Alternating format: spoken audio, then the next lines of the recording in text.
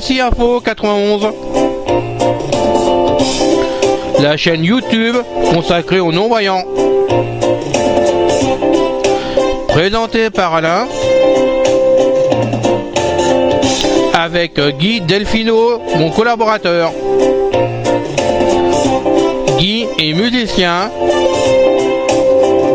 Il nous offre sa musique, qui est une musique sans droit d'auteur, puisque c'est lui qui l'a conçue, et l'offre pour la chaîne, pour qu'on puisse vraiment passer un bon moment avec lui. Les vidéos vous plaisent? Abonnez-vous. Vous abonner vous permet tout simplement de recevoir des notifications sur votre adresse email afin que vous puissiez cliquer sur le lien qui est direct, il arrive directement sur la vidéo. CC Info 91, on parlera des produits consacrés aux non-voyants, tout ce qui existe, là on pourra le faire avec vous, je l'espère, tout en moi, vraiment. On parlera aussi des produits grand public qui sont accessibles pour nous, si on le peut, et ensemble, on ira loin. CC Info 91, merci de nous suivre. Salut à vous tous, bienvenue sur CC Info 91. Aujourd'hui, un nouveau interview et avec beaucoup de plaisir, j'accueille Christophe de Vision Hightech et la suite. Il va vous expliquer tout ça, c'est sa chaîne de vidéo. Vous êtes nombreux et de plus en plus nombreux à aller écouter ces vidéos ou à regarder les vidéos pour ceux qui voient clair. Donc c'est avec plaisir que j'accueille mon ami Christophe, que j'apprécie beaucoup sur internet et qui en plus qui est vachement sympa, qui n'a pas la grosse tête. Bonjour Christophe. Oui, salut Alain, et donc salut à toutes les personnes qui vont regarder cette vidéo ou l'écouter. Merci. Donc voilà, je m'appelle donc Christophe. J'ai donc créé la chaîne Vision Hightech il y a voilà. En fait aux alentours de 2008. J'avais créé cette chaîne dans l'envie parce que je savais pas vraiment si on était capable en tant que déficient visuel de pouvoir créer une chaîne YouTube. Et puis poser quelques vidéos, puisqu'à l'époque je travaillais pour la ZATAF qui était l'association des agents techniques de France. Et donc j'avais présenté différents à l'époque matériels comme le tracker Maestro, oui. qui était donc un matériel de chez Humanware, qui justement en travaillant dans cette association, j'avais en fait mis en place une formation pour une personne, donc TF1 à l'époque avec PPDA était venu filmer, etc. Ouais. Voilà, puis après j'ai laissé tomber la chaîne pour X raisons, parce que l'association avait fermé, donc j'ai plus du tout eu le temps, j'étais à la recherche d'un boulot, j'ai dû faire pas mal de choses, donc j'ai laissé tomber. Et en fait j'ai repris la chaîne maintenant il y a tout juste 2 ans, donc j'ai repris la chaîne en 2017, on va dire non en 2016, alors on est début 2019, donc en 2016. Et là, j'ai vraiment repris régulièrement à faire des vidéos. Oui, c'est ce que je vois, oui, de plus en plus d'ailleurs. Voilà. Donc en fait, j'ai repris à faire des vidéos. Pourquoi? Parce que au cours du cursus de ma recherche de travail, j'ai retrouvé du travail. Et aujourd'hui, je travaille pour une société qui s'appelle donc United Vision. Oui, tu peux le citer, il n'y a pas de problème.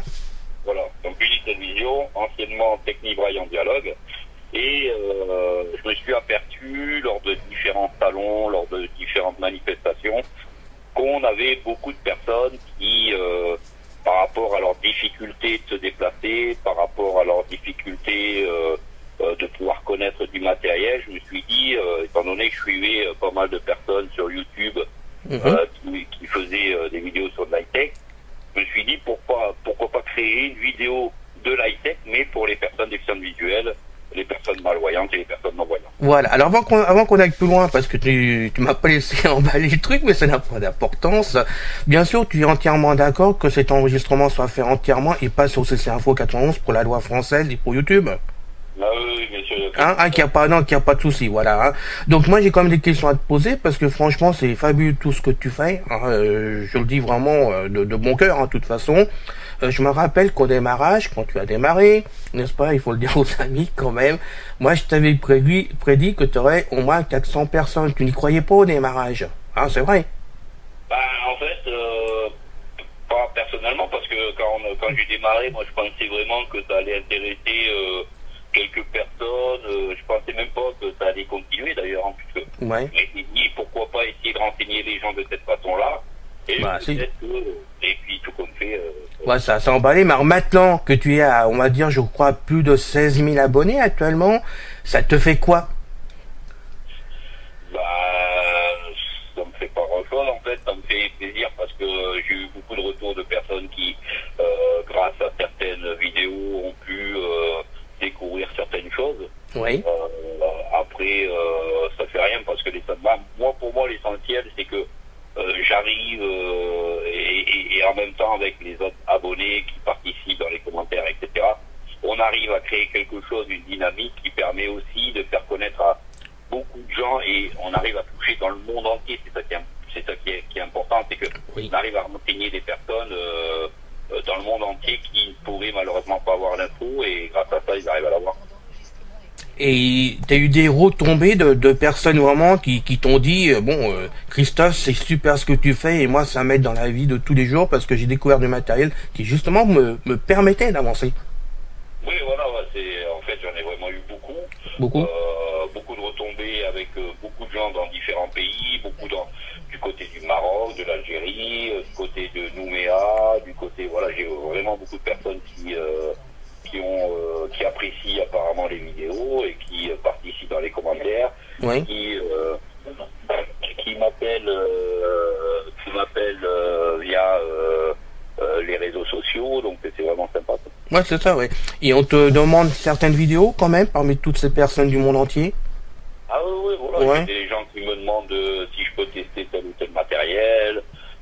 Alors comme je fais aussi bien des produits grand public que des produits spécialisés, ce qui se passe, c'est que j'essaye pas dans mes vidéos, j'annonce pas de prix, j'annonce pas de société, je montre ce qui existe et après je laisse aux gens d'aller chercher sur internet et de choisir ce qu'ils ont envie de faire.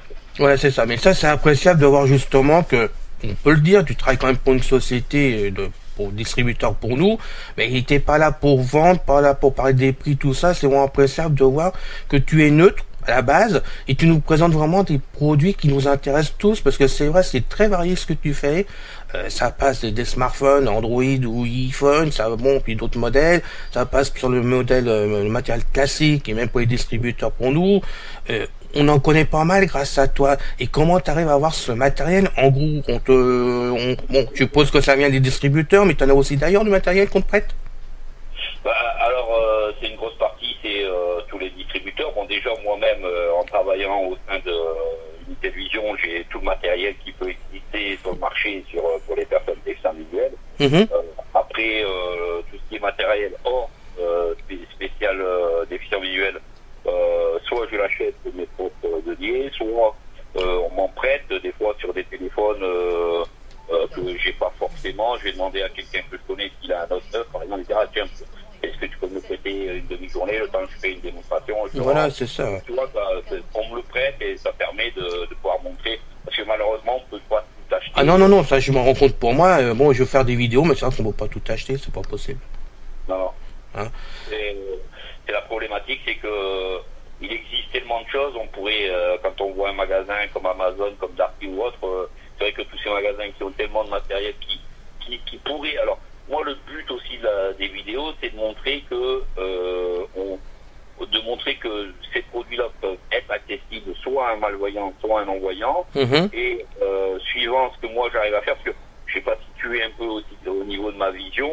En fait, aujourd'hui, j'ai perdu la vue à l'âge de 27 ans en cause d'une maladie orpheline qui est du nom de maladie Kléber. Et cette maladie, en fait, m'a atteint sur les deux yeux, plus sur l'œil gauche, puisque l'œil gauche, je vois même pas la main quand je la mets devant. Ouais, c'est ça, c'est comment. Et il n'y a que de l'œil droit où j'ai la perception lumineuse et je vois des ombres.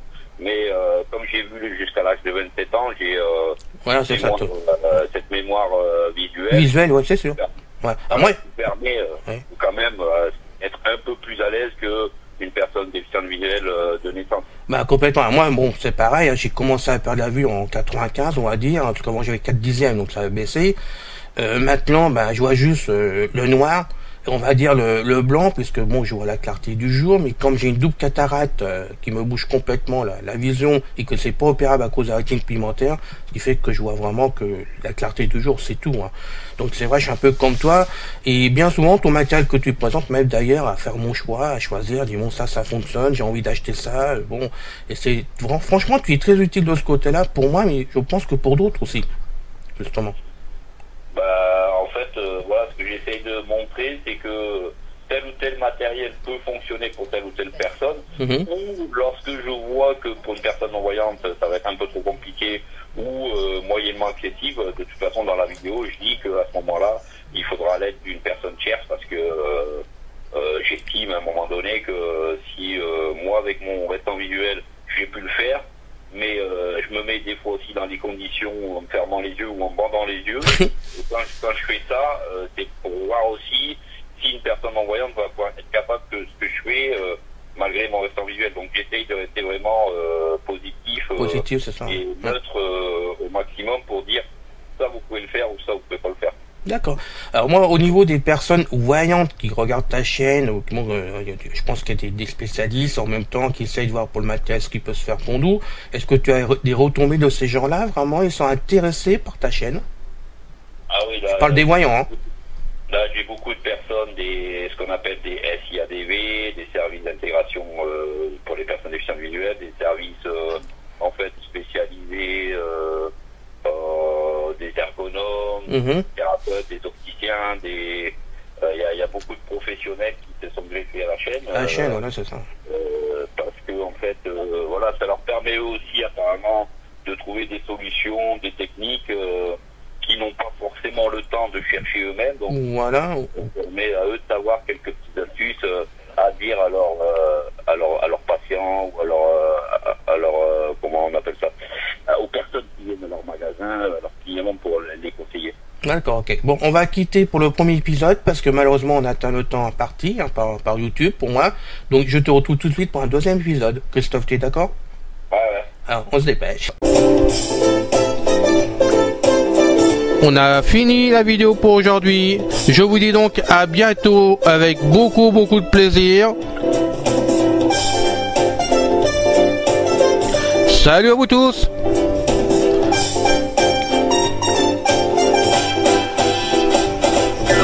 Salut les gars. Bye bye les filles.